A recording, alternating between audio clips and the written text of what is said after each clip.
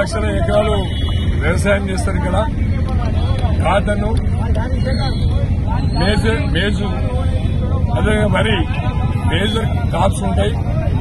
రైతులకందరికీ కూడా యూరియా చాలా అవసరం ఉంది.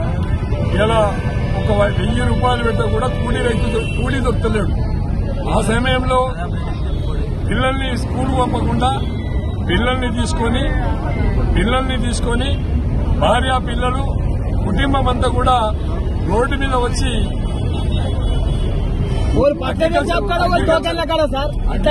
ఆఫీస్ దగ్గర కూర్చోవాల్సినటువంటి పరిస్థితి వచ్చింది. వచ్చి రాని యూరియా దాన్ని టోకన్స్ కూడా రాత్రిపూట రాసుకొని, అంటే కాంగ్రెస్ పార్టీ నాయకులకు మాత్రమే యూరియా ఇస్తున్నారు. ఓన్లీ ఎక్కడైతే కాంగ్రెస్ పార్టీ నాయకులు ఉంటారో వాళ్లే టోకన్లు రాత్రిపూట అగ్రికల్చర్ ఆఫీసర్లను బెదిరించి వాళ్ళను భయపట్టించి వాళ్ళతోని ఓన్లీ కాంగ్రెస్ పార్టీకి సంబంధించినటువంటి నాయకులు మాత్రమే చిట్టీలు రాయించుకొని రాత్రిపూట, అంటే పట్టపగలు కాకుండా రాత్రి 12 గంటలకే వచ్చేవారిని కాల్ చేస్తున్నారు.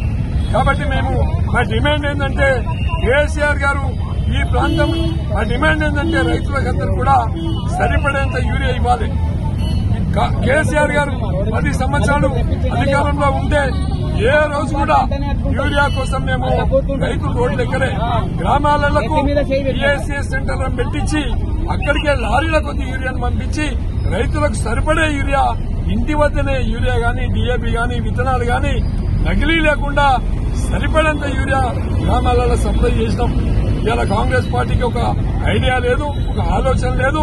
రైతుల మీద ఎంత రిక్వైర్మెంట్ యూరియా, డీఏపీ విత్తనాలు అవసరం ఉంటుందో కూడా ప్రభుత్వానికి తెలియదు. కాబట్టి మేము ప్రభుత్వానికి విజ్ఞప్తి చేసేది ఏంటంటే, మా కేసీఆర్ గారు ఉన్నప్పుడు గజ్వెల్లో రేక్ పాయింట్ పెట్టినాం. దాదాపుగా ప్రతిరోజు ఒక వ్యాగన్ ఇక్కడికి వచ్చింది. కరీంనగర్ గాని, సిద్దిపేట గాని, నిజామాబాద్ గాని, ఆదిలాబాద్ గాని, గజ్వెల్ నుండి రేక్ పాయింట్ నుంచి కొన్ని వేల లారీల యూరియా దక్షిణ తెలంగాణలో చాలా మంది రైతులకు సరిపడే యూరియా పంపించినాం. కానీ ఇలా పరిస్థితి లేదు. మేము ముఖ్యమంత్రి గారికి, అగ్రికల్చర్ మినిస్టర్ కి, తెలంగాణ ప్రభుత్వానికి విజ్ఞప్తి చేస్తున్నాం. మీరు రేపు గజ్వెల్ రేక్ పాయింట్ కి ఒక వ్యాగన్ యూరియా పంపించాలి. పంపించకుంటే రిమ్మనగూడు వద్ద ఎల్లుండి 16వ తారీఖు నాడు 10 గంటలకు రాజీవ్ రహదారి మీద కొన్ని వేల మంది రైతులతోని వంట వార్పు కార్యక్రమం పెడతాం. మాకు వ్యాగన్ రావాలి, రేక్ పాయింట్ లో యూరియా ఉండాలి. ఈ ప్రాంత రైతులకు అడిగినంత యూరియా ఇవ్వాలని చెప్పి డిమాండ్ చేస్తున్నాం. ఒకవేళ ఇవ్వకుంటే మా గజ్వెల్ రేక్ పాయింట్ కు వ్యాగన్ రాకుంటే రాజీవ్ రహదారికి విజ్ఞప్తి చేస్తున్నాం.